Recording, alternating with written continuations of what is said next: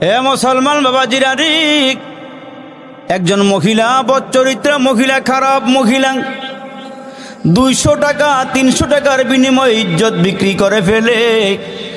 ওই মহিলাটা একদিন রাস্তা দিয়ে হাঁটিয়া হাঁটিয়া যায়। এই ঘটনাটা বুখারী শরীফের মধ্যে আছে। আল্লাহর রাসূল বলেন, ওই মহিলা বদচরিত্র মহিলা, অসৎ চরিত্রের মহিলা, উনি রাস্তা দিয়া হাইটা হাইটা যাইতেছি, হঠাৎ করে তাকায়া দেখে কুয়ার কিনারায়, কুয়ার পাশে একটি কুকুর গর্মাক্ত হইয়া পিপাসিত হইয়া পানির জন্য ছটপট ছটপট করতেছি। পানির জন্য ছটপট ছটপট করে আল্লাহর এই বান্দি বুঝতে পারছে কুকুরটার পানির পিপাসা লাগছে, পানির দরকার। পায়ে ছিল চামড়ার মৌজা, ওই চামড়ার মৌজা খুলিয়া কুয়ার ভিতর দিকে পানি উঠাইয়া মৌজাটারে নিজের কাপড়ের আঁচলের মধ্যে বাঁধিয়া কুয়ার মধ্যে ফেলাইয়া কুয়ার থেকে পানি উঠাইয়া কুকুরটারে পান করাইছি। আল্লাহ তাআলার দয়া ওই মহিলার উপরে হয়ে গেছে। তুমি আমার নিকৃষ্ট একটা সৃষ্টি কুকুরকে পানি পান করাইছো, এর খাতিরে আমি আল্লাহ তোমার জিন্দেগির সব গুনাহ কথা ক্ষমা করে দিয়েছি, তোমার সব গুনাহ মাফ করে দিস। এই জন্য তো আল্লাহর ওলি হযরতে বাইজিদ, বড় বুজুর্গ, বড় আল্লাহওয়ালা, উনি মারা যাওয়ার পর ওনার একজন বন্ধু স্বপ্নে দেখে উনি আল্লাহর জান্নাতে ঘোরাফেরা করতেছে। উনি আল্লাহর জান্নাতের মধ্যে আরামে আছে, ঘোরাফেরা করে। উনি যখন আরামে জান্নাতের মধ্যে ঘোরাফেরা করে, ওনার বন্ধু জিজ্ঞেস করে, ও আল্লাহর ওলি বাইজিদ, আল্লাহ তাআলা আপনার কোন আমলের উপরে খুশি হইয়া আল্লাহ আপনাকে মাফ করিয়া জান্নাত দান করেছেন? আল্লাহর ওলি বাইজিদ ডাক দিয়া কয়, আমি আমার হায়াতের জীবনে এক ওয়াক্ত নামাজও কাজা করি নাই, হায়াতের জীবনে আমি কোনো ফরজ আমল বাদ দেই নাই, হায়াতের জীবনে রোজা রাখা বাদ দেই নাই, হায়াতের জীবনে নবীর একটা সুন্নত সারি নাই, হায়াতের জীবনে একটা নফল বাদ দেই নাই, হায়াতের জীবনে একটা মোস্তাব আমলও সারি নাই। আল্লাহ তাআলা আমার আমলের উপরে খুশি হয়েছি, তবে আমার আল্লাহ পাক রব্বুল আলামিন আমার একটা আমলের উপরে সবচেয়ে বেশি খুশি হয়েছে। সেই আমলটা হলো, শীতের রাতে আমি লেপ দিয়া কম্বল দিয়া ঘুমাইতেছিলাম, হঠাৎ করে আমার পাশে একটা বিড়ালের বাচ্চা শীতের কারণে ছটপট ছটপট করতেছিল, শীতে কাঁপতেছিল। আমি ওই বিড়ালের বাচ্চাটারে টান দিয়ে আমার লেপের নিচে ঢুকাইয়া, আমার কম্বলের নিচে ঢুকাইয়া আমি যেমন আরাম করেছি তারও আরাম দিয়েছি। আমার আল্লাহ পাক রব্বে কারিম ডাক দিয়ে কয়, বাইজিদ, তুমি যে আমার ছোট্ট একটা প্রাণীকে খেদমত করেছ, শীতের কনকনে কাঁপতেছিল ওই বিড়াল ছানা তুমি টান দিয়া উঠাইয়া তোমার লেপের ভিতরে ঢুকাই দিয়েছ, আমি আল্লাহ খুশি হয়ে গেছি। আমি এই আমলের ওপরেই তোমার ওপরে রাজি হইয়া তোমার জিন্দিগির সব রকমের ছোট বড় গুনাহ মাফ কইরা তোমার জন্য আমি আল্লাহ জান্নাতের ফয়সালা করে দিয়েছি। এই যে আমরা এখানে বসা আছি, এখন ইচ্ছে করলে বাড়িতে গিয়ে আপনারা ঘুমাইতে পারতেন অথবা অন্য কোনো কাজ করতে পারতেন, কিন্তু যান নাই কেন? মাহফিলটারে মোহাব্বত করে আলেম ওলামার ডাকে সাড়া দিয়া কিছু আলোচনা শোনার জন্য আপনারা এখনও বসা আছেন। এই বসাটা যদি আল্লাহ তাআলার দরবারে কবুলের মঞ্জুর হয়ে যায়, তো আল্লাহ তাআলা আপনার আমার জানা অজানা প্রকাশ্যে গোপনে ছোট বড় সব গুনাহ মাফ করে জান্নাতের ফয়সালা করে দিবে। আর মোমেনের টার্গেটই জান্নাত। মোমেনের টার্গেট কি? আওয়াজ দিয়ে বলেন না, কি? নাকি শাস্তি জাহান্নাম? কোনটা? আমরা কেউ জাহান্নাম চাই?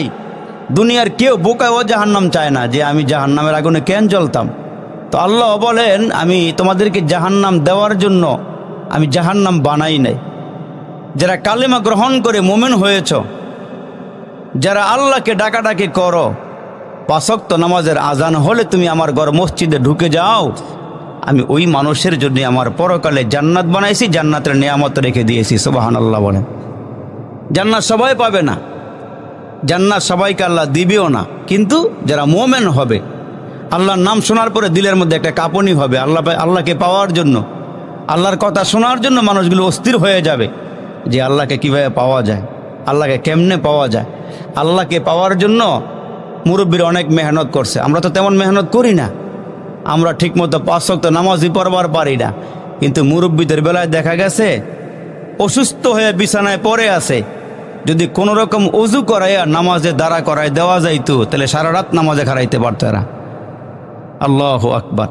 তার কারণ চাহাত ছিল, তলব ছিল যে আমাকে কিছু করে যেতে হবে, আল্লাহর সান্নিধ্যে পেতে হলে আমাকে কিছু করতে হবে, তখন তারা এই কাজটাই করেছে।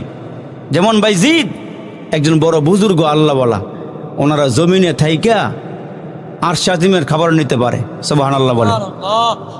আমি তো আমার পিছনে কি হইতে সেই খবর এবার রাখতে পারি না, কিন্তু ওনারা এমন বুজুর্গ ছিল যে ওনারা জমিনে বৈশা আরশে আজিমের খবর নিত। এরা এমন বড় বুজুর্গ আল্লাহকে হাসিল করে ফেলাইছে, আল্লাহকে অর্জন করে ফেলাইছে। তা বাইজিদ আল্লাহর ওলি রাস্তা দিয়ে হেঁটে হেঁটে পাহাড়ি এলাকায় গেছে। তা পাহাড়ি এলাকায় যাওয়ার পরে মরুভূমির পথ, পাহাড়ি এলাকা, তো হঠাৎ করে ওনার কানের মধ্যে একটা আওয়াজ আসছে, কোথায় থেকে জানি আসরের আজানের আওয়াজ আসতেছে ওনার কানে। তো আসরের আজান যে ওনার কানে আসছে, তা পাহাড়ি এলাকা, পর্বত এলাকা, তো ওখানে তো নামাজ পড়ার মতন কেউ নাই, সাথে লোকজন নাই যাদেরকে নিয়ে উনি নামাজ পড়বে। তো বাইজিদ আল্লাহর ওলি একটু সামনে গিয়ে দেখলেন পাহাড়ের ওপরে একটা ছোট্ট কুড়েঘর। কুড়েঘর কিন্তু সাধারণত গরিব মানুষেরই হয়, ঠিক কিনা জোরে কন। তো একটা কুড়েঘর দেখে উনি দরওয়াজার সামনে গিয়ে খাড়াইছে, ঘরে কে আছেন? আমাকে এক বদনা পানি দেন, আমি ওযু করব, আসরের নামাজ আদায় করব। আল্লাহর বান্দা বাইজিদ যখন গিয়ে দাঁড়ায় গেছি, ঘরের ভিতরে কি আছেন? আমার একটু পানি দেন, ওযু করি, নামাজ পড়ি। একবার, দুইবার, তিনবার আওয়াজ দেওয়ার পর ঘরের ভিতর থেকে কোনো আওয়াজ পায় না, কোনো সাড়া নাই, কোনো শব্দ নাই, উত্তর নাই। বাইজিদ আল্লাহর ওলি দেখলেন ঘরের ভিতর থেকে দরওয়াজা লাগানো, নিশ্চয়ই ঘরের ভেতরে কোনো মানুষ আছে। আওয়াজ দেওয়ার পর ঘরের ভেতর থেকে কোনো সাড়া নাই, শব্দ নাই। বাইজিদ রাগ হয়ে গেল, কি ব্যাপার, ঘরের মধ্যে মানুষ আছে কিন্তু আওয়াজ নাই, কোনো সাড়া নাই, কোনো শব্দ নাই। রাগ করে ফেলাইয়া দরওয়াজার সামনে দাঁড়ায়া ডাক দিয়া বলে, ঘরের ভিতরে কে আছো? আমার এক লোটা পানি দাও, এক বদনা পানি দাও, ওযু করবো, নামাজ পড়বো। ঘরের ভিতর থেকে কোনো আওয়াজ যখন পায় না, হঠাৎ করে নারীর কণ্ঠে একটা আওয়াজ, ডাক দিয়া বলে, বাইজিদ এত রাগ করো কেন, এত রাগ করো কেন? এইটা কিন্তু বাইজিদ পাখি মারার জায়গা নয়। সুবহানাল্লাহ বলে। পাখি মারার জায়গা না মানি, বাইজিদ আসার সময় হাঁটতে হাঁটতে ক্লান্ত হয়ে গেছে, তো উনি একটা গাছের কিনারায় বসে আরাম করতেছে। তো গাছের উপরের থেকে একটা পাখি, পাখি তো আর বাইজিদ চিনে না, পাখি তো আর এলাকার মেম্বার চেয়ারম্যান চিনে না, কে দামি কে বেদামি। তো পাখি গাছের ডালার মধ্যে আইসা বসছে, উপরের থেকে পাখির পায়খানা করার সময় হয়েছে, একটু পায়খানা করে দিচ্ছে। তো ওই পায়খানাটা বাইজিদের শরীরের মধ্যে আইসা লাগছে। তা বাইজিদ এত রাগ করছে যে সফরের মধ্যে আসি, মুসাফির হালাতে আমি আসরের নামাজটা পড়বো, আর পাখিটা আমারে পায়খানা করে দিয়া জামাটা নাপাক করে দিল। কারবারটা করলো কি, উনি একটু রাগ কইরা, গোস্সা হইয়া, মেজাজটা গরম কইরা ওপরের দিকে নজর দিছে, চাউনি দিছে। একটা চাউনি যখন দিছে, এই চাউনি গিয়া ওই পাখির গায়ে লাগছে। লাগার সঙ্গে সঙ্গে উনি নিচের থেকে বইসা উপরের দিকে চাউনি দিছে। এই চাউনির মধ্যে এমন একটা জলসা বের হইছে, আল্লাহু আকবার, পাখির গায়ে আগুন লেগে গেছে। আর একটু জোরে কর না সুবহানাল্লাহ। একটা নূরের ঝলক বের হইছে, পাখির গায়ে আগুন লেগে গেছে। তাসকিরাতুল আউলিয়ার মধ্যে লেখক লেখেন, এদিক দিয়ে যে ওই যে কুড়ের ঘর মধ্যে একটা গরিব মহিলা, কাঠুরিয়ার বিবি মহিলা, উনি বড় আল্লাহওয়ালা ছিল, বড় বুজুর্গ ছিল মহিলাটায়। তো উনি নামাজের পরে বসে বসে তাসবিহ তাহলিল করতেছে। তা এই মুহূর্তে উনি মোরাকাবার হালাতে বসে বসে দেখতেছে যে বাইজিদ একটা জায়গার মধ্যে বইসা মেজাজ গরম করে উপরের দিকে নজর দিছে, আর ওই নজরের কারণে গাছের পাখির মধ্যে আগুন লেগে গেছে। সুবহানাল্লাহ বলেন। তো বাইজিদ যখন রাগ করে গিয়ে পানি চাইছে, ঘরে কে আছেন পানি দেন, অজু করুন পানি দেন। রাগ যখন করছে, ভিতর থেকে মহিলা কণ্ঠে আওয়াজ দিয়ে বলে, বাইজিদ এইখানে রাগ দেখায়ও না, এটা কিন্তু পাখি মারার জায়গা না। সুবহানাল্লাহ জোরে কোন। রাগ দেখায় না, এটা কিন্তু পাখি মারার জায়গা না। বাইজিদের টনক নড়ে উঠছে, কিরে পাখি মারলাম কই? আর এই মহিলা দেখলো কেমনে? আল্লাহর ওলি বাইজিদ ডাক দিয়া কয়, মা পানি দেন, ওযু করি, নামাজটা আদায় করি গো মা। বাইজিদ ওযু করলেন, নামাজ পড়লেন। নামাজ পড়িয়া ডাক দিয়া কয়, মা গো আপনি কেমনে বুঝলেন, কেমনে জানলেন আমি যে গাছের নিচে বইসা পাখির দিকে নজর দিয়ে আগুন লাগাইয়া দিয়েছি? আল্লাহর বান্দি ডাক দিয়া কয়, বাইজিদ আমার স্বামী একজন গরিব মানুষ, জংলায় জংলায় ঘুরিয়া ঘুরিয়া কাঠ বিক্রি করে, কাঠ সংগ্রহ কইরা বিক্রি করে। এরে বাইজিদ যেদিন খানা আনে আমি খানা খাই, শুকরিয়া আদায় করি। যেদিন আমার স্বামী কাজে যাইতে পারে না, খানাও ঘরে থাকে না, ওই দিন আমি সবর করি, আমি আমার স্বামীর মনে কোনো কষ্ট দেই না, স্বামীরে আমি আঘাত দেই না। স্বামী আমার ওপরে খুশি, আমিও স্বামীর ওপরে খুশি। ও বাইজিদ যেদিন থেকে আমার স্বামী হালাল খাবার আমার মুখে উঠাইয়া দিয়েছি, ওই দিন থেকে আমার আল্লাহ আমার বাতিনি চোখ দুইটাও খুলে দিয়েছে। আমার বাতিনি চোখ খুলে গিয়েছি। এই জন্য তো আল্লাহ রসুল বলেন, আমার উম্মতেরা রে, খানা খাইবা হালাল খানা খাইও, হারাম খাইও না। খাবারটা হালাল খাইও। প্রত্যেকটা আব্বা আম্মার দায়িত্ব সন্তানকে হালাল খানা খাওয়াবে। এই জন্য তো আল্লাহ রসুল বলেন, তোমার সন্তান দুনিয়াতে আসার পরে, জন্মগ্রহণ করার পরে তোমার দায়িত্ব হলো সন্তানের একটা ভালো নাম রাখবা, 7 দিনের দিনে আকিকা দিয়ে দিবা, চুলগুলোকে চাইসা ওজন দিয়া তুমি ওই পরিমাণ স্বর্ণ অথবা রূপা সম পরিমাণ টাকা আল্লাহর রাস্তায় দান করে দিবা। আর ওই সন্তানকে তুমি হালাল খানা খাওয়াইবা। হালাল খানা খাওয়াইলে তোমার সন্তান জগৎ বিখ্যাত আল্লাহর ওলি হয়ে যাবে। যেমন আল্লাহর নবীর 2 নাতি হাসান আর হুসাইন, আপনার আমার পয়গম্বর হাসান হুসাইনকে এত ভালোবাসে, এত মোহাব্বত করে। 2 জন নাতি হাসান আর হুসাইন, নবীজির বড় আদরের নাতি। আল্লাহর নবীর সামনে 1 পেয়ালা গোশত, আমার নবীজির সামনে 1 পেয়ালা গোশত। হযরতে হাসান দৌড়াইয়া নবীজির সামনে আসলেন। ছোট মানুষ, আল্লাহ নবীর সামনে আইসা দেখলেন নবীজির সামনে 1 বাটি গোশত রাখা আছে। এই গোশত হলো সৎকার গোশত। হযরতে হাসান যখন বাড়ির ভিতরে গোশত ঢুকাইয়া, হাত ঢুকাইয়া দিয়া গোশত হাতের মধ্যে নিলেন, নবীজি সঙ্গে সঙ্গে হাত থেকে গোশতটা নিয়ে নিলেন আর বললেন, হাসান রে, এইটা হইল সৎকার গোশত, আর নবী পরিবারের জন্য সৎকা খাওয়া জায়েজ নাই। আমরা হলে বলতাম যে ছোট বাচ্চা, নাবালেগ বাচ্চা খাইলে আর কি হইব? নবীজি হাত থেকে টাইনা নিয়ে নিলেন যে এটা খাইও না, এটা আমাদের জন্য হালাল না, এটা আমাদের জন্য হারাম। নবীর বংশের মানুষ এই সৎকা খাইতে পারে না, এরা হালাল খাবার খাবে, এরা হাদিয়া খাবে, এরা সৎকা খাবে না। আপনার আমার নবী হাসান হোসাইনকে কত ভালোবাসে, মোহাব্বত করি।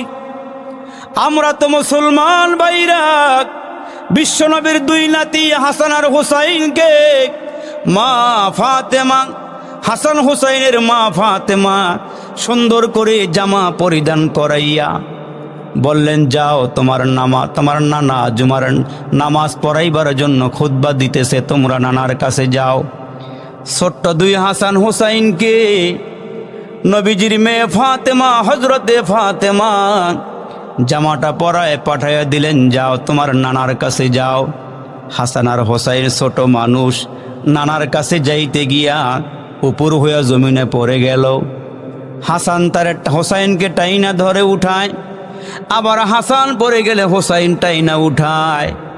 আমার নবীজি খুতবা দিতেছিলেন, খুতবাটা বন্ধ করি সাহাবীদের কাতারটা একটু ফাঁক করিয়া হাসান হোসাইনকে বাহিরের থেকে নিয়ে আসলেন আর বললেন, সাহাবীরা মন খারাপ করিও না, আমার এই দুই নাতি হবে জান্নাতের যুবকদের সর্দার। এই দুই নাতি হবে জান্নাতের যুবকদের সর্দার হবে। তোমরা মন খারাপ করিও না, আমি আমার নাতিদেরকে তোমাদের সামনে খুতবা বন্ধ করে আমি বাহির থেকে নিয়ে আসছি, তোমরা মন খারাপ করিও না, তোমরা মন খারাপ করিও না। এই হাসান আর হোসাইনকে নবীজি এত ভালোবাসতো। তো হাসান হোসাইন যখন দুনিয়াতে আসছে, নবীজি এক কানে আজান দিলেন, আরেক কানে একামত দিয়ে দিলেন। এই জন্য প্রত্যেকটা মুসলমান পুরুষের দায়িত্ব হলো, যখন ছেলে সন্তান মেয়ে সন্তান দুনিয়াতে আসে, এদেরকে একটু আজান, এক কানে আজান শোনায় দেওয়া, আরেক কানে একামত দিয়ে দেওয়া। কিন্তু আমরা আজকে আমার সন্তানকে দিন শিখাই না, আজকে আমার সন্তানকে আমি আলেম চিনাই না, হুজুর চিনাই না। আজকে আমার সন্তানকে আমি শিখাইছি ব্রাজিল, আমি আমার সন্তানকে চিনাইছি আর্জেন্টিনা। আজকে আমার ওই সন্তানের রাস্তা দিয়ে হাঁটতে গেলে হুজুর দেখলে বইলা ওঠে হুজুর জঙ্গি, হুজুর হলো সন্ত্রাস, হুজুর হলো বোমাবাজ। কেন? আমি আমার সন্তানকে জুমার দিন আমার সঙ্গে মসজিদে নেই নাই, আমি আমার সন্তানকে দিন শিখাই নাই, আমি আমার সন্তানকে কোরআন শিখাই নাই। জুমার দিন আসলে পরে, শুক্রবারে আসলে পরে মাঝে মাঝে কিছু জায়গা আছে যেখানে গেলে গাড়ির পুরো জ্যাম লাগে। তো মাঝে মাঝে জিজ্ঞেস করে ড্রাইভার, আজকে তো জ্যাম লাগার কারণটা কি, জ্যাম লাগছে কেন? হুজুর আজকে না শুক্র শনিবার 2 দিন বন্ধের দিন, বন্ধের দিন আসলে দেখবেন ওই যে ফ্যান্টাসি কিংডম, তারপরে সাভার এলাকার মধ্যে বিভিন্ন স্পোর্টে গেলে বাচ্চা নিয়ে দৌড়াই। অথচ আগেরকার মুরব্বীরা বাচ্চা নিয়ে দৌড়াইতো আল্লাহর ঘর মসজিদে, বাচ্চা নিয়ে দৌড়াইতো আলেমুল আমার কাছে যে হুজুর একটু আদব শিখাইয়া দেন, দিন শিখাইয়া দেন। আর আজকে দেখা যায় আমার বাচ্চা বড় হুজুরের নাম জানে না, সাহাবীর নাম জানে না, নবীর নাম জানে না। আর এক জায়গার মধ্যে ওয়াজ করতে গিয়ে আমি দেখলাম এদের বসার যে অবস্থা, এদের বসার অবস্থা বেশি ভালো না। তখন আমি জিজ্ঞেস করি, দেখি তো এরা কি অবস্থার মধ্যে আছে। আমি জিজ্ঞাসা করলাম, ভাই একজন বলেন তোমার নবীর নামটা কি? মাঝখানতে উঠটা কয়, হুজুর আমি জানতাম আমার নবীর নাম খাজা মঈনুদ্দিন, এখন যে কি হয়েছে বুঝতাম না। জোরে কন্যা নাউজুবিল্লাহ মিয়া, এই মানুষের অভাব নাই মিয়া, আমার নবীর নামটা বলতে পারে না, নবীর পরিচয়টা বলতে পারে না। তার কারণ ওইদিকে আমার শিক্ষাও নাই, ওই শিক্ষাটা আমি গ্রহণও করি নাই। এত যে জন্য আল্লাহ রসুল বলেন, যখন তোমার সন্তান ভূমিষ্ঠ হবে ওই সন্তানকে একটা সুন্দর নাম রাখবা, ওই সন্তানের আকিকা দিবা, সন্তানকে দিন শিখাইবা। এটা হচ্ছে পিতামাতার দায়িত্ব। জোরে কোন সুবহানাল্লাহ। সন্তানকে দিন শিখাইবেন। আজকে আমার সন্তান বিধর্মীদের পথে পা বাড়াইতেছে, ওই পথে হাঁটতেছে, ওই পথে চলতেছে। আসার সময় দেখলাম একটা ছেলের দিকে তাকায় আমার বড় মায়া হইল। সারা মাথার মধ্যে চুল নাই, সাইডের এই সাইডে দেখলাম কোনো চুল নাই, মাঝখানে বনরুটি বানায় রাখছে। কি বানায় রাখছে? হাইশো না মিয়ারা, তোমরা আমাদের ভবিষ্যৎ। সারা মাথায় চুল নেই, মাঝখানে বনরুটি। আবার দেখি একটার দিকে ছায়া দিয়ে একটা গেঞ্জি পরছে, সামনে এক বেডি, পিছনে আর এক বেডি, ডাইন দিকে এক বেডি, বাম দিকে এক বেডি, ছবি। অর্থাৎ হের ডাইনে বামে ফেরেশতা, হের দিকে আসবো দূরের কথা, হের কাছে কুত্তই হইতো না। তার কারণটা কি? ওই যে আজকে টিভি খুললেই দেখে গেঞ্জিটার স্টাইলটা কি, প্যান্টের স্টাইলটা কি। এখন প্যান্ট পরে, ওপরে পকেট, নিচে পকেট, বাইরে পকেট, সামনে পকেট, পিছনে পকেট। একটা জিগাইছিলাম, কি এত পকেট কিনলে গা? হুজুর পলিথিন বাইরে বন্ধ হওয়ার পরে এই ফ্যান বার হয়েছে। পলিথিন বন্ধ হওয়ার পরে বলে ফ্যান বার হয়েছে। বাজারে গেলে হুজুরে একদিকে মাছ লবণ লাগবে, একদিকে তরকারি লবণ লাগবো। আবার মাঝে মাঝে কিছু স্টাইল দেখলে এমন লাগে, এরা কই শিখলো এই স্টাইল? তার কারণ শিখার কারণ হইল এরা তো মুসলমানের দাসে চলে না, এরা ইহুদি বেঈমানদের দাসে চলে। যার কারণে ওইগুলো যে যেমন দেখে এরা এমন স্টাইল করে চলে। যেমন এক জায়গাতে ওয়াজ করতে যাওয়ার সময়, আমরা সারা বাংলাদেশ ঘুরি তো, আগে তো এলাকা ভিত্তিক ওয়াজ করতাম, এখন সারা বাংলাদেশে দৌড়াইলে অনেক জায়গার মধ্যে অনেক কিছু দেখা যায়। তো এক জায়গাতে গিয়ে দেখলাম যে একটা ছেলে আমার সামনে খানা খাইতে বসছে হোটেলের মধ্যে। তা আমি ছায়া দেখি, হ্যাঁ একটা ফুল শার্ট পইরা একটা হাফ গেঞ্জি উপরে পরে রাখছে। তবে চিন্তা করলাম, কি রে একটা ফুল শার্ট গায়ে দিয়ে হাফ গেঞ্জি উপরে, কারণটা কি? তা আমি এরে বাইল দিয়া যাতে এরা আবার রাগ না করে, আমি বললাম, মিয়া ভাই তুমি একটু দাঁড়াও তো, তোমার একটু দেখি। হ্যাঁ দাঁড়াইছে। দাঁড়ানোর পরে আবার বসাইছি। তার মনে মনে প্রশ্ন, এই হুজুরে আমার দাঁড়া করাইলো কেন, আবার বসাইলো কেন? খানা খাইয়া যখন রওনা দিছি, বের হয়ে যাবো, আমার হুজুর একটা কথা। কি কথা বলো? হুজুর আমারে খাড়া করাইলে কেন, বসাইলেন কেন? মনে করছে নিবা, কর না হুজুর নিব না, বলেন। আমি বললাম যে তোমার ফুল শার্টের উপরে তুমি হাফ গেঞ্জি পরছ, আমি এই স্টাইলটা দেখা আমি তোমার দাঁড়া করে দেখলাম তুমি যে একটা বড় প্যান্ট পরছ, এই প্যান্টের নিচে আন্ডার প্যান্টে আছে, এটা তুমি উপরে পরছো নিচে পরছো, এটা দেখলাম আমি তোমার উঠাইয়া। কয়দিন পরে আসতে পারে, অসুবিধার কারণ নাই, আসতে পারে কয়দিন পরে, স্টাইল শুরু হয়ে গেছে। এই জন্য মুসলমান আমার নবীর তরিকায় চলবে, ঠিক কিনা জোরে বলেন। সন্তানদেরকে ওই তরিকাই চালাবে, ওই তরিকা শিক্ষা দিবে, তাহলে এই সন্তান আপনার আমার কথা মানবে, আপনার আমার কথা অনুযায়ী চলবে। আর না হইলে এই সন্তান ভবিষ্যতে ওই যে মাঝে মাঝে পত্রিকা খুললে দেখেন ছেলে বাবারে মারছে, ছেলে মারে হত্যা করছে, ছেলে বাবারে হত্যা করছে, এই কালচার আস্তে আস্তে সমাজে ঢুকতেছে। যাতে করে সমাজের ভিতরে এগুলো ঢুকতে না পারে আমাদেরকে সোচ্চার থাকা লাগবে। আল্লাহ কবুল করুক, বলেন আমিন। আর একটু জোরে আওয়াজ করে বলেন আমিন। এই জন্য বলতেছিলাম বাবাজির, আরে নেককার মানুষের সঙ্গে চলাফেরা করা, নেককারদের সঙ্গে উঠা বসা করা, কারণ হইল আলেমের কাছে গেলে ভালো পরামর্শ দিবি, আলেমের কাছে গেলে ভালো পথ দেখাইয়া দিবি, খারাপ মানুষের কাছে গেলে খারাপ পথ দেখাইয়া দিবে। এই জন্য মুসলমান ভাইরা রে আমার, নবীর তরিকায় চলবো, নবীর কথাগুলো মানব, নবীর সঙ্গে চলাফেরা করি আবু বকর সিদ্দিক জান্নাতি হয়ে গেল, নবীর সঙ্গে চলাফেরা করিয়া হযরত ওমর জান্নাতি হয়ে গেল, নবীর সঙ্গে চলাফেরা করিয়া ১৬ লক্ষ সাহাবী দামি হয়ে গেল।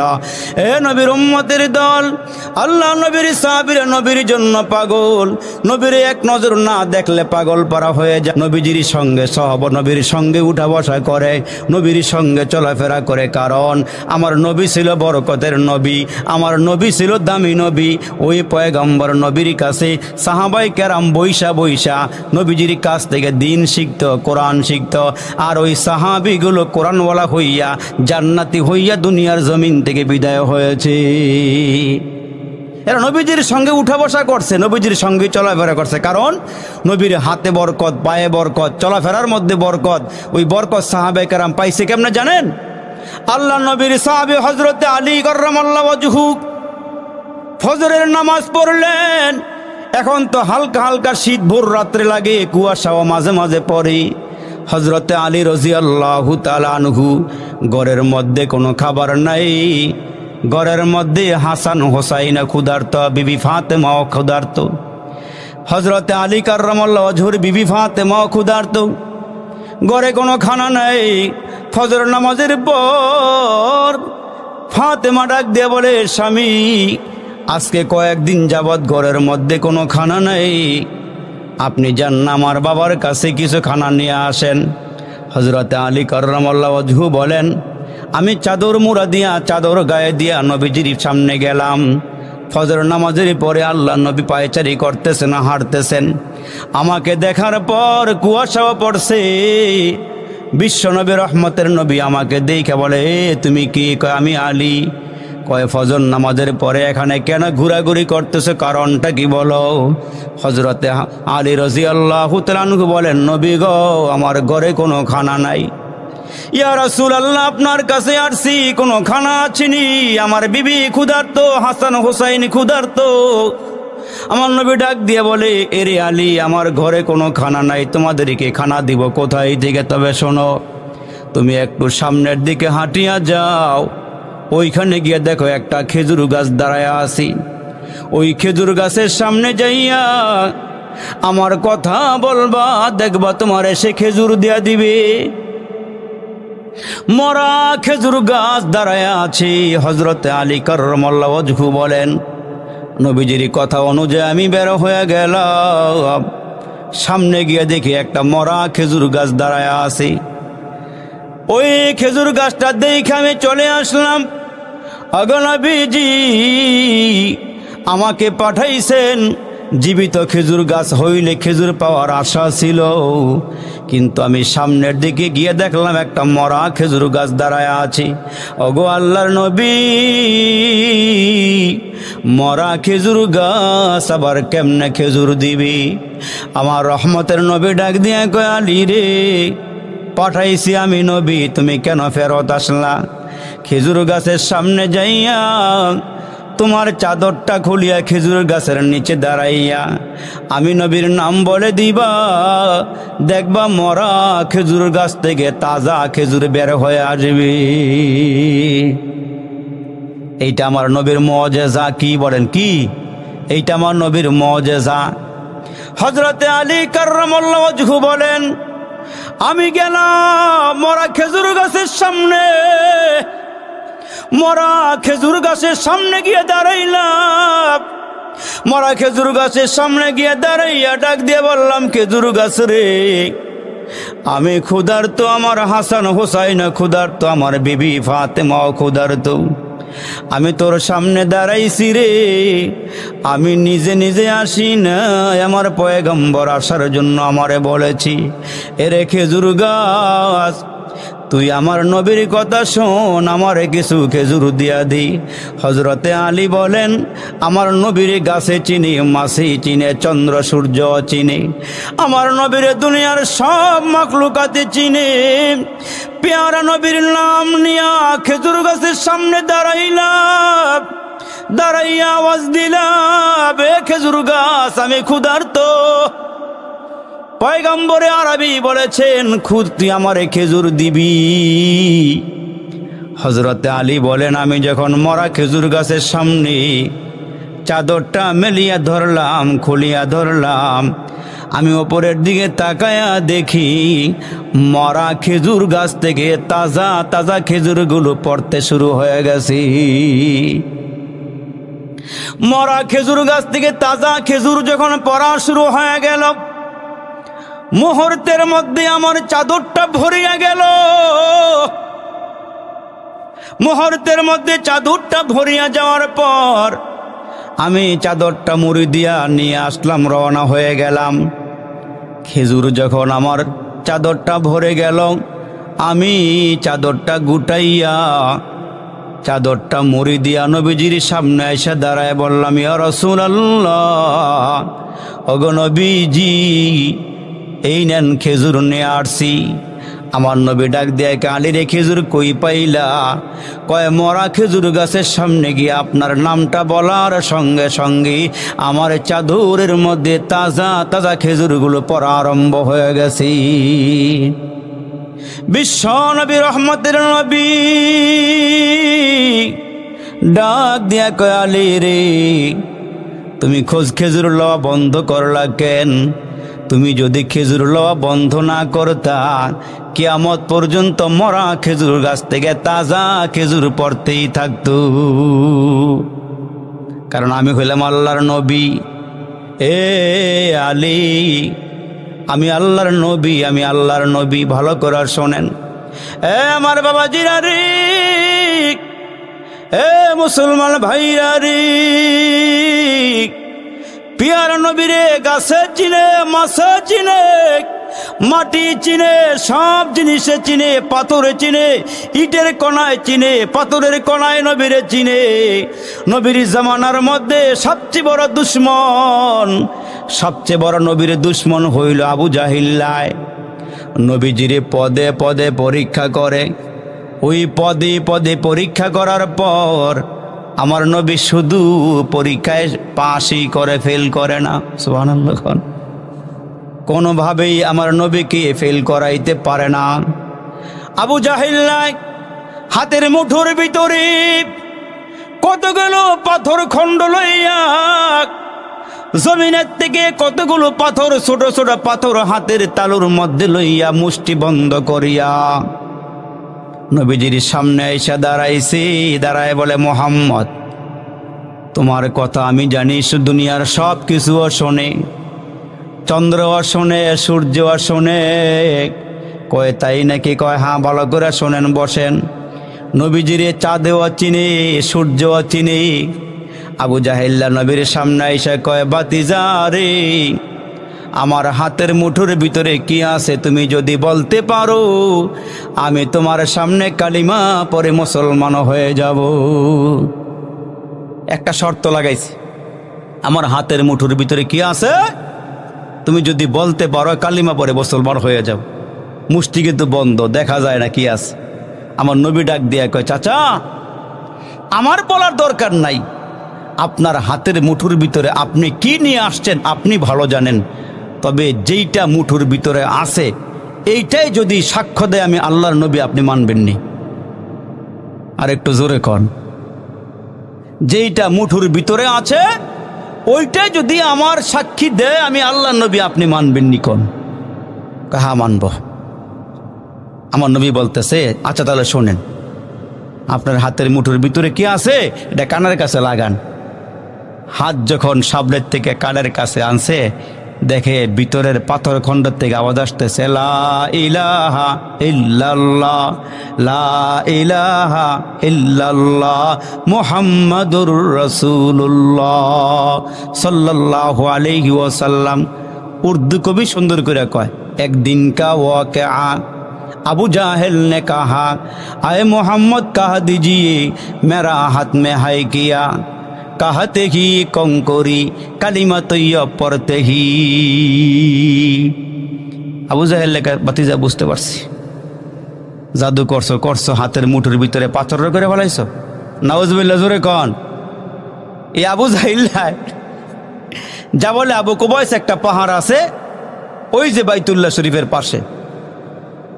আবু জাহেল নবীজির সামনে এসে, বাতিজা আসো, তুমি যদি এই পাহাড়ের উপরে দাঁড়াইয়া আঙ্গুলটা ইশারা করে আকাশের চাঁদকে দুই খণ্ড করতে পারো, তাহলে আমি কালমা পরে মুসলমান হয়ে যাব। জমিনের ডাবাদ দেখেন, উপরের ডা। আল্লাহু আকবার। সমস্ত নবীদেরকে আল্লাহ তাআলা যে মুজিজা দান করেছিলেন, একে আমার নবীরে তা দান করছিলেন। সুবহানাল্লাহ, জোরে বলেন। সব কিছুর নিয়ামত আমার নবীর আল্লাহ বেশি দিছে। আল্লাহু আকবার। এখন আমার নবীকে ডাক দিয়ে বলে, বাতিজা রে, যা বলে আবু কুবাইস পাহাড়ে গিয়ে আমার সামনে দাঁড়ায়া তুমি যদি আঙ্গুলটা উঁচু করে আসমানের চাঁদ রেখে দুই খণ্ড করে দেখাইতে পারো, বিশ্বাস করো বাতিজা, আমি কালমা পরে মুসলমান হয়ে যাব। ঠিক আছে তো, মানবেন তো? হ্যাঁ মানব। আমার নবী ডাক দিয়ে, আল্লাহ রে, আমার নিজস্ব কোনো ক্ষমতা নাই, সব ক্ষমতার মালিক কে?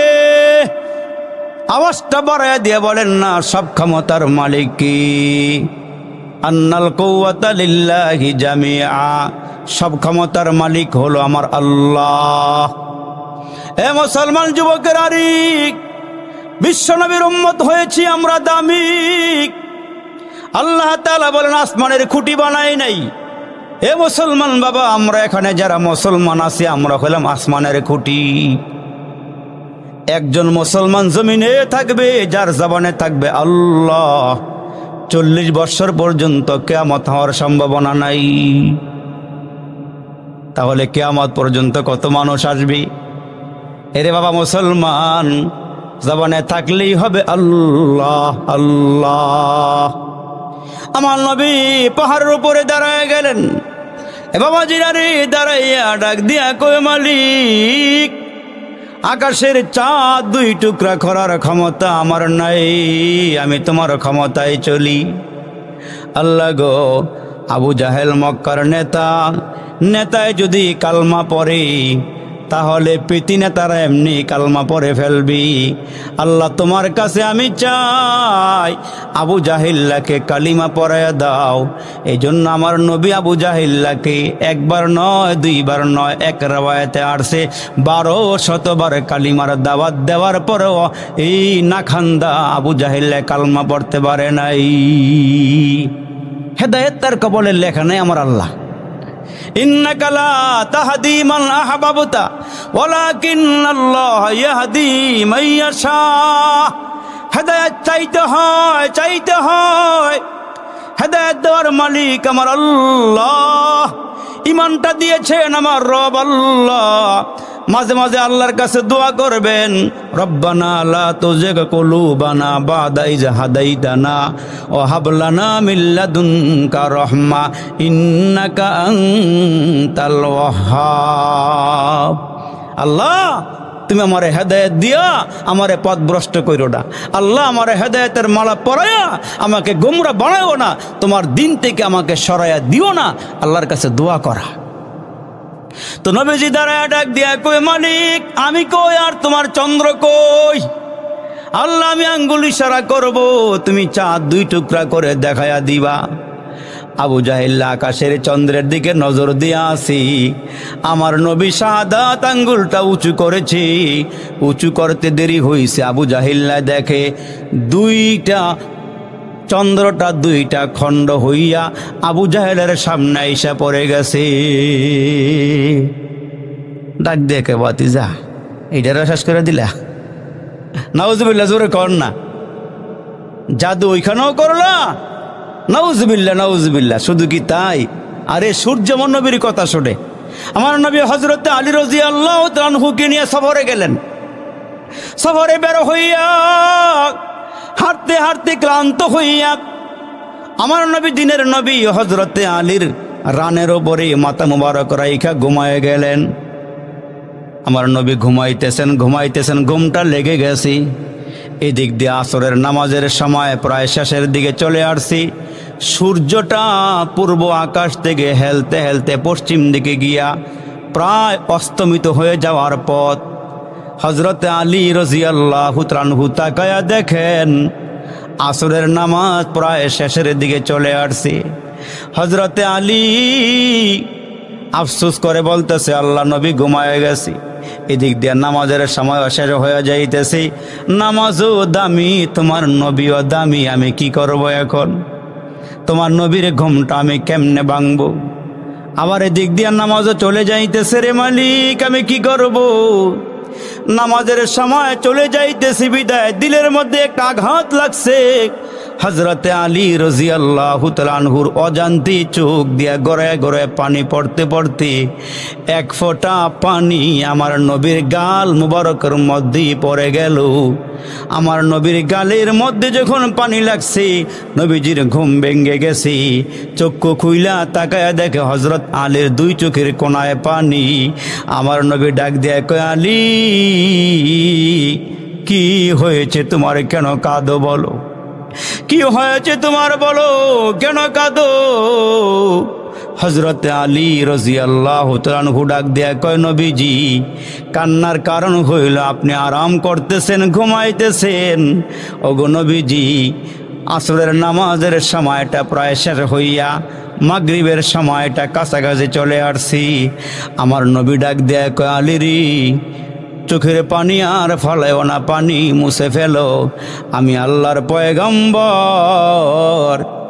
আসরের সময় সূর্যটা যেখানে থাকার দরকার, আসরের নামাজটা পড়া দরকার, আমি তোমারে বলে দিলাম। আসরের সময় যেখানে সূর্য দেখেছিলা ওযু করো, দেখবা সেখানেই সূর্য আইসা হাজির হয়ে যাবে, সেখানেই সূর্য এসে হাজির হয়ে যাবে। আলী ওযু করো, নামাজের জন্য দাঁড়াও।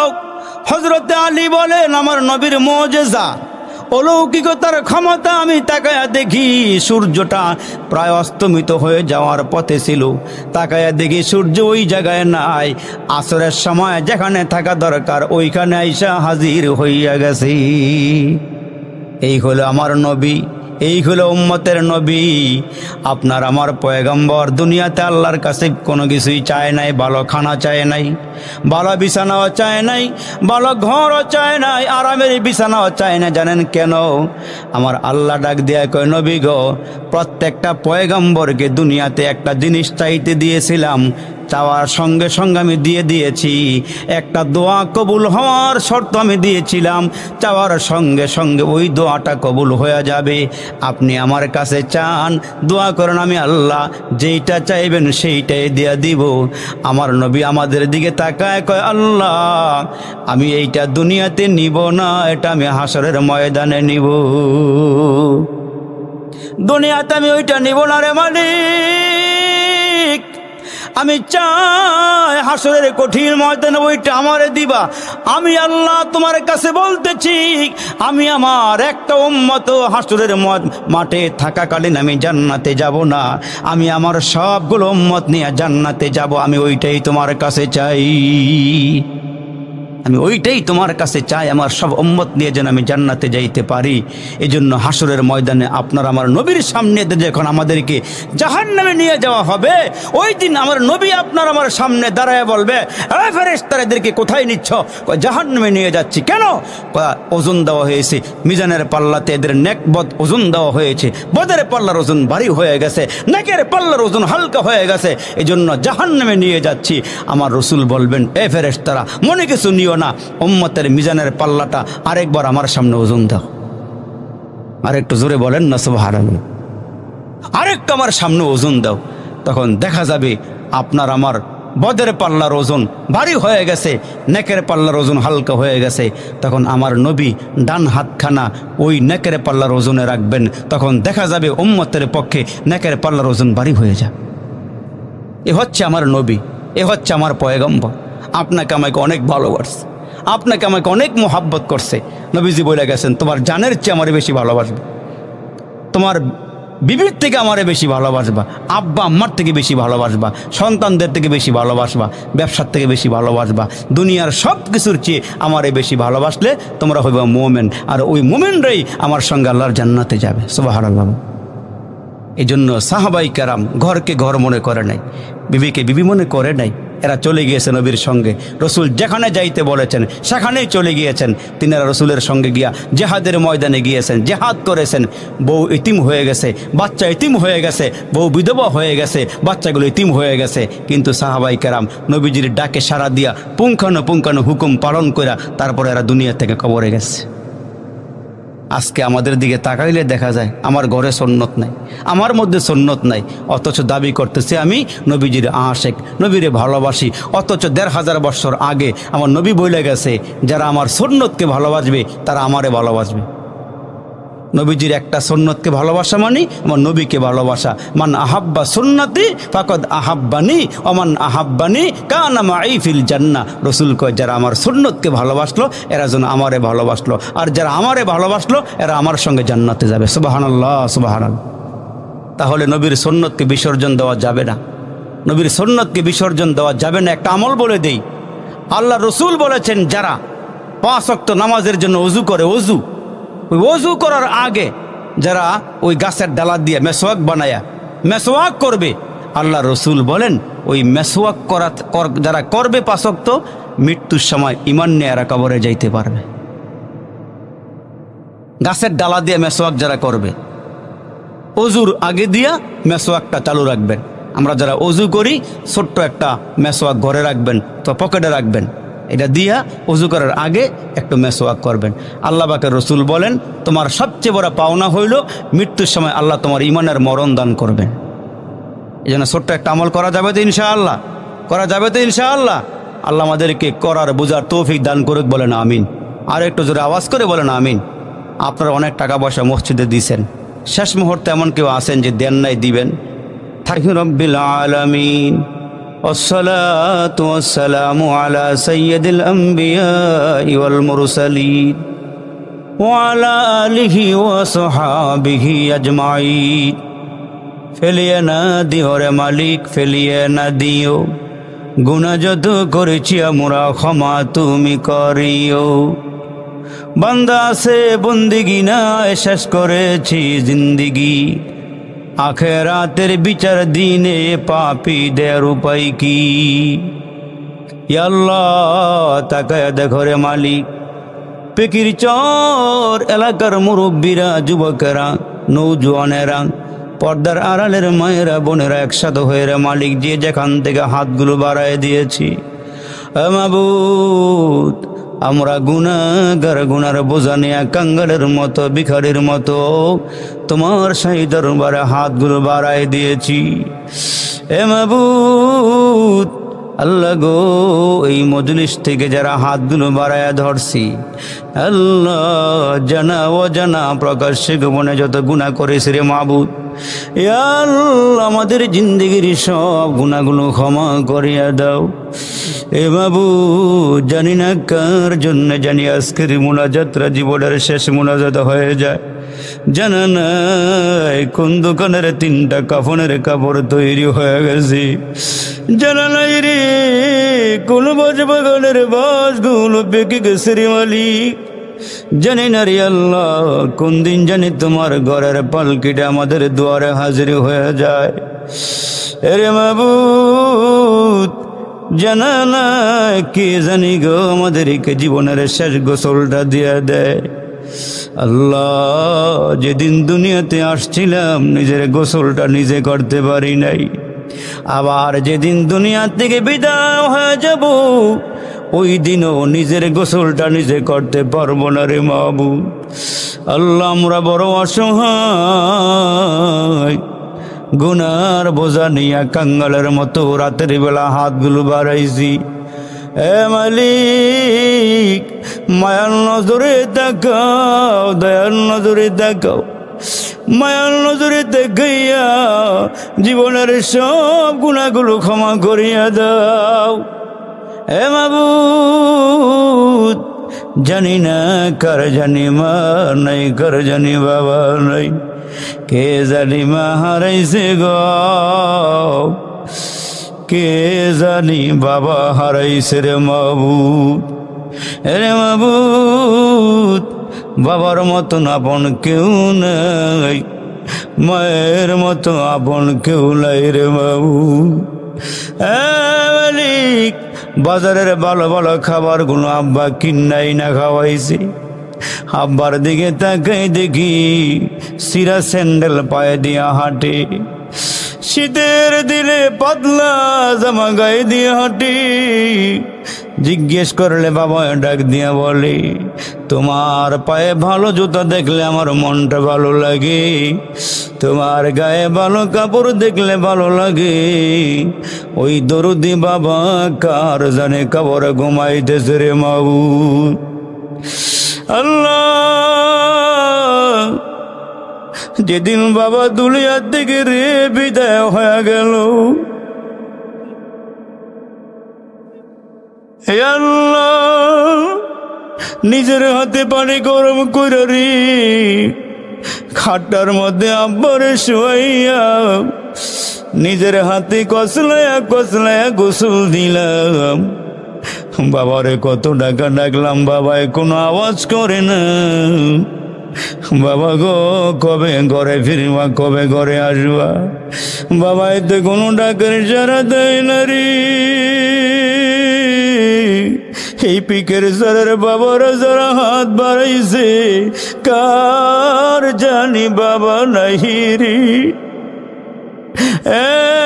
যুবক কে জানি আব্বা হারাইছ রে, আর কোনদিন বাবায় ঘরে আসবে না, আর কোনদিন তোমার শাসন করবে না, আর কোনদিন পকেটে টাকাও দিবে না, কোনদিন তোমার বাবা বাজারের ভালো মাছ তরকারি কিনা খাওয়াবে না। আল্লাহ রে জানি না কার আব্বার কবরে জাহান্নামের আগুনগুলো দাও দাও করিয়া জ্বলতেছে রে মাবুদ। এ আমার মুরব্বীরাও, ও আমার কলিজার টুকরা যুবকেরাও, আজকের এই ময়দান থেকে যদি আব্বার জন্য 1 ফোঁটা 2 ফোঁটা চোখের পানি ফালাইতে পারো, আজকের এই ময়দান থেকে যদি যুবক মার জন্য 1 ফোঁটা 2 ফোঁটা চোখের পানি ফালাইতে পারো, এর যুবক মা তোমারে ঘর থেকে বের করিয়া যখন দিল, তুমি পড়তে রওনা দিয়েছ, মা রাস্তায় দাঁড়াইয়া দাঁড়াইয়া দেখে তুমি কতক্ষণ হাঁটতে যাইতেছ। ওই মা তোমার দিকে তাকাইয়া আছে, যতক্ষণ তোমারে দেখা যায় মা ঘরে যায় না। তোমারে আমারে মায়া তো আদর করছি, এত মায়া করছি, মাগো তুমি কেমনে জানি কবরে ঘুমাইতেছো গো মা। আজকে যদি এই পিকের চোরের দিকে রে যুবক 1টা ফোঁটা চোখের পানি মার জন্য ফালাইতে পারো, একটা ফোঁটা চোখের পানি যদি আব্বার জন্য ফালাইতে পারো, ওই চোখের পানি দিয়া জাহান্নামের আগুনগুলো আল্লাহ নিভাইয়া দিবে। আব্বা আম্মা ডাক দিয়া দিয়ে বলবে, আল্লাহ কিসের পানি দিলা যে পানি দিয়ে আগুন নিভিয়া গেল? ইয়া আল্লাহ, এইটা কি জমজমের পানি দিছ, নাকি হাউজে কাউসারের পানি দিছ, নাকি আবে হায়াতের পানি? আমার আল্লাহ বলবে, না, এইসব পানি নয়। তোমার সন্তান পিকের চরের মাহফিলে বইসা বইসা তোমাদের কথা স্মরণ কইরা কাঁদতেছে। ওই চোখের পানি আমি আল্লাহ কুদরতি হাত বাড়াইয়া সন্তানের চোখের থেকে আইনা তোমাদের কবরে ফালাইছি, জাহান্নামের আগুনগুলো নিভাইছি। হে যুবক, জীবনে কত চোখের পানি ফালাইছো রে ভাই। এ বাবা, জীবনে কত কাঁদছো। আজকে আব্বার জন্য একটু কাঁদো, মার জন্য একটু কাঁদো।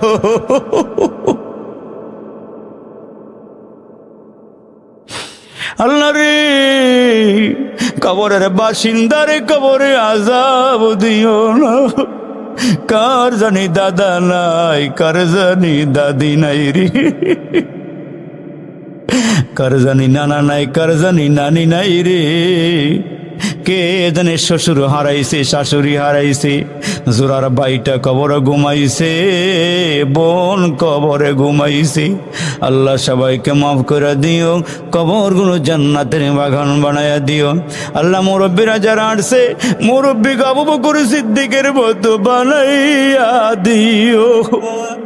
ইয়া আল্লাহ, যুবকদেরকে হযরতে খালিদ বিন ওলীদের মতো বানায়া দিও। আল্লাহ, মাহফিলটা তুমি কবুল করে নাও, যুবক ভাইদেরকে কবুল করে নাও। এরা যেন প্রতি বছর মাহফিল করতে পারে সেই তৌফিক দিয়ে দাও। আল্লাহ, যারা দান করছে দানগুলো কবুল করে নাও। আমার মায়েরা, আমার বোনেরা, আমার বাবারা, আমার ভাইরা যারা দান করছে দানগুলো কবুল করে নাও। আল্লাহ, যারা হাজিরা দিছে প্রত্যেকের হাজিরাগুলো কবুল করে নাও। আল্লাহ, সবাইকে নামাজি বানায়া দাও, মা বোনদেরকে নামাজি বানায়া দাও, মা বোনদেরকে দিনদার ইমানদার পর্দাওয়ালি বানায়া দাও। মোহাব্বতে ওয়া শুনলো যারা এই মাহফিলে আসিয়া, আল্লাহ তাদের মরণ কইর কাবা ঘরে নিয়া।